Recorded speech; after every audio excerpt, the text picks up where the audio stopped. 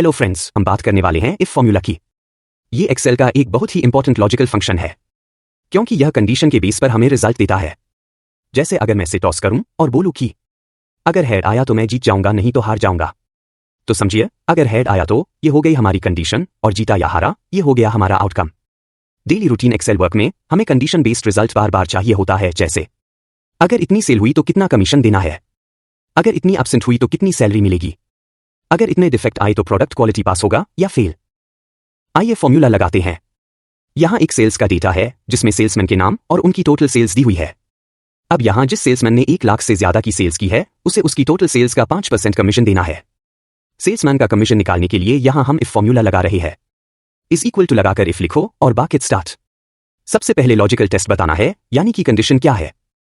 हमारी कंडीशन है कि अगर सेल्स 1 लाख से ज्यादा है तो सेल्स वाले सेल को सेलेक्ट करो और ग्रेटर देन और इज इक्वल टू का सिंबल लगाकर 1 लाख लिखो और कोमा लगा दो।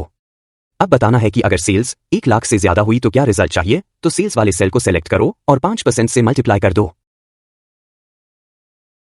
अब बताना है कि अगर सेल्स 1 लाख से ज्यादा नहीं हुई तो क्या रिजल्ट चाहिए।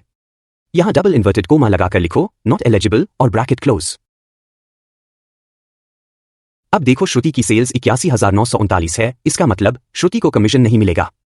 अब फॉर्मूला को ड्रैग कर दो और देखो, श्रुति और विक्रम की सेल्स 1 लाख से कम है तो उन्हें कमीशन नहीं मिलेगा, बाकी सबका उनकी सेल्स के हिसाब से 5% कमीशन निकल कर आ गया है।